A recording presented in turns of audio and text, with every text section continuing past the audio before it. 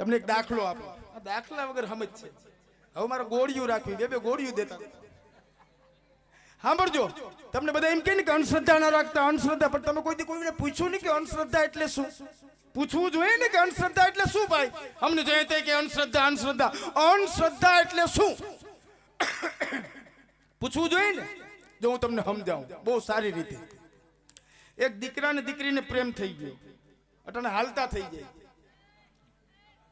ગામમાં જાતો આવે, બકાલું લેતો આવે અને પ્રેમી કરતો આવે. હાવ સસ્તો થઈ ગયો પ્રેમ.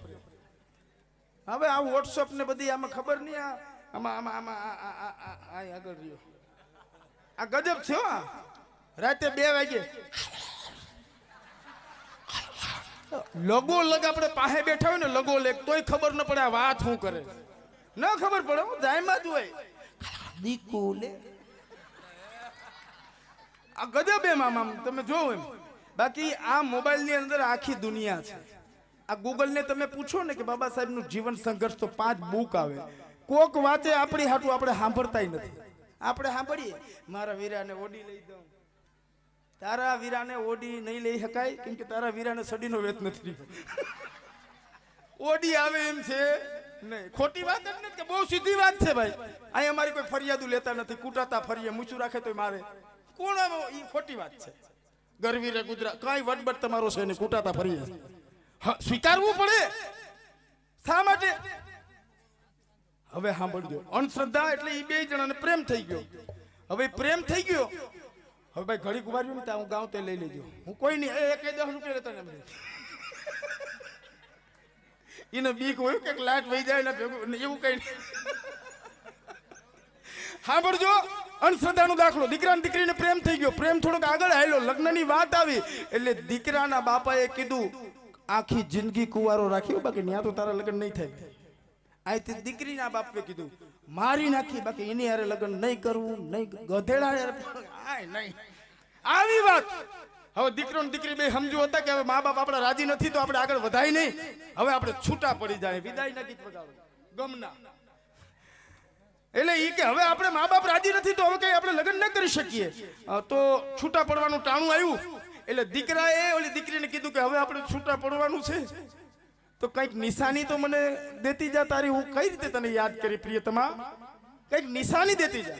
હવે ઉની પાસે હતું હું બાપની ભૂખ કઈ નહોતું, એટલે એને કે હવે નિશાની શું દેવી, એટલે એને શું કર્યું કે એનો સેન્ડલ કાઢ્યું, ચામડાની એક કરજ તોડી અને કે આલે આ મારી નિશાની.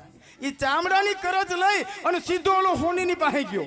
આલે 1 રૂપિયાથી 1 લાખનો ખર્ચો થાય ને તો કરી નાખ, અને હોને મઢીને રાખજે, કાલે 11 વાગે આવીને લઈ જાય. 11 વાગ્યા અને ઓલો લેવા ગયો, આપણું કામ થઈ ગયું. તો કે હા, આખું ઘર લાલ જાજમમાં વીટીને લઈ આવ્યું. લાલ જાજમમાં આમ એવડું આમ તો લઈને કાલ્યો બાપુ થઈ ગયું, લઈ લ્યો. આમ જોયું કે બહુ સરસ કર્યું. પછી ઓલા હોનીએ ધીમેકથી પૂછ્યું કે આ ક્યાં મહાત્માની છે? તો કે આ કોઈ મહાત્માની છે નહીં, મારા પ્રેમિકાના ચપ્પલના ચામડાની કરજ છે. અને ઓલો ભડકો કેતો તો જા, હું દઈને જાશે, હું નથી દઈને જાતો. આખી રાત ધોઈને હરણામત લીધું, આખી રાત માથે લઈને ફર્યા, આખા ગામમાં નીકળ્યા. કેતો ખરા, બસ આ જ થયું. એને દીધું, તમે લીધું, એને કઈ કીધું નહીં, તમે કઈ પૂછ્યું નહીં, જામી ગયા. ભલું કરે ભાઈ. એટલે જે વસ્તુનું તમને જ્ઞાન હોય ને, જે પ્રશ્નના જવાબ તમે તમારા સંતાનોને દઈ શકો ને એ જ કરજો. કેમ કે હવે તમે કીધું ને, તમે તરીકે કઈ કદે આડેવડી વાત કરશો, એટલે ગૂગલ ને પૂછશે આમ આમ કે છે હાસુ છે ગૂગલ, ગૂગલ કે ખોટી ના છે કે હે, પછી શું થાય?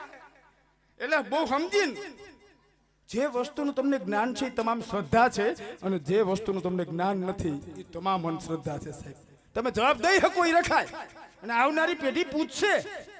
અને હવે તમને તો ખાસ પૂછશે કે માં ઓલો વિસન આવ્યો તો ગીર ગઢડા, તો કે હા.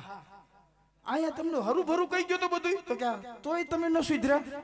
એ કે કેમ કે આવનારી પેઢી તો કે હું અહીંયા આવ્યો ને એટલે એવડા છોકરા દોડીને મારી પાસે આવતા, એટલે મને આવનારી પેઢી પણ સ્વીકારે છે.